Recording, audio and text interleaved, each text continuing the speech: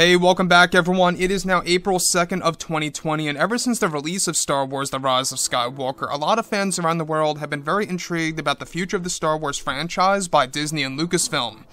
This is Mike Zero. Make sure to subscribe if you are new to the channel for future Star Wars content. Now, the one thing about Disney Star Wars is that they are really trying to develop a brighter future for Star Wars, not just with their new Star Wars trilogy of films, but also with all of the TV shows set to arrive on Disney Plus that is really going to make the majority of the new Star Wars universe. Now, this new Star Wars universe, also known as the new Expanded Universe, is planned to actually be far larger than the old one from the 1990s and the early 2000s, so fans are getting very prepared for this to see exactly how it's going to appear with The Mandalorian Season 2, which is actually going to be the very start of this new EU. The fact that they really are going to be handling Star Wars in a different way really does impress a lot of fans now, given that Bob Chapek is trying to really change things over at Lucasfilm. Now, the thing that a lot of fans have been very intrigued about is, of course, what the future of the Skywalkers are going to be like under the new Disney CEO, Bob Chapek. Obviously, we got a lot of projects in the pipeline, over 10 years worth of Star Wars TV shows to come on Disney Plus, which really does speak volumes because they really are trying to bring Star Wars in multiple different directions. Now, on top of all of this, what's really intriguing, of course, is that now that both Disney and Lucasfilm are finished with The Rise of Skywalker, they are focused on developing the new Star Wars trilogy, also known as the new Star Wars universe, where it's explained that currently both Disney and Lucasfilm are finding multiple ways in order to reunite the fans around the world, where it's noted that the new Disney CEO, Bob Chapek, is making many changes over at Lucasfilm in order to ensure that the Star Wars brand can blossom into something more successful than the MCU. One of the big plans by Disney is, of course, where it's explained that Disney has a plan in place in order to recast the character of Luke Skywalker for the planned Young Luke Skywalker TV series, where it's explained that Chapek has been listening to the fans on who should replace Mark Hamill for some of the scenes of the planned TV show. It's noted that Chapek is now looking into and planning on using Sebastian Stan to be the actor to recast Luke Skywalker in this planned Star Wars TV series on Disney Plus, given that Sebastian has similar facial features to a young Mark Hamill, where Disney is said to have heard that they actually want this to happen from fans, and that they have had discussions with Sebastian Stan about the project of making a big debut as a post-Return of the Jedi Luke Skywalker, and his journey to becoming a Jedi Master.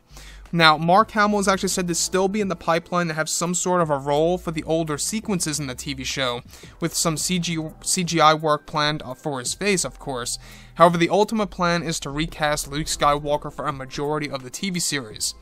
So, we actually talked about this lightly a couple of weeks ago. You guys may recall that Disney was looking into recasting Luke Skywalker, set to recast the character of Luke. And the thing that really does surprise me is the fact that Disney was actually listening to the fans. They were listening to exactly who would be, the best option to replace Mark Hamill.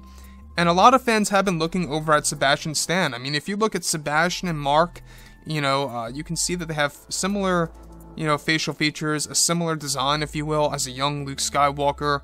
And it just makes the most sense. And even Mark Hamill has actually expressed this before on Twitter, saying, if Disney ever intends to do this, it should be Sebastian Stan. And I guess Disney took note of that, and now they're actually considering this. So this is their new big plan to recast Luke, and I'm not quite sure if a lot of fans will agree with this or disagree with this plan, but I, however, really do. I think it's a great decision. I think it's probably one of the best decisions that you can really make. Even though I still feel that Mark Hamill should really be de-aged from start to finish of the TV show, it could come off as not so authentic if it's, consistent, where it's like, the entire TV show is just nothing but a CGI face. I could see why fans may not really approve of that. So to actually have a young actor portraying a young version of Luke, I could see the upside to that, because there's no CGI work needed. You don't really have to do de-aging technology. It costs less money on the production, right?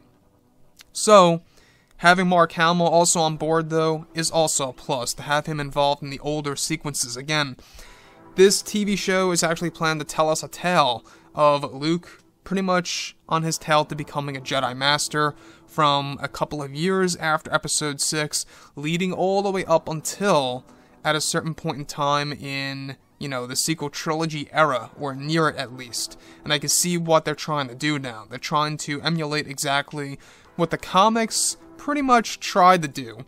They tried to actually give us a side of Luke that was before the events of The Force Awakens. That's what they want to do also in, of course, this planned TV series that's actually in the early development phase, just like the Ahsoka Tano TV series as well. So anyways, guys, drop a comment below. Let me know what you think about all of this in the comments, and if you guys did enjoy the content for today, do make sure to drop a thumbs up on this video to support the channel. I thank you all so very much for the kind support, and I'll catch you guys next time.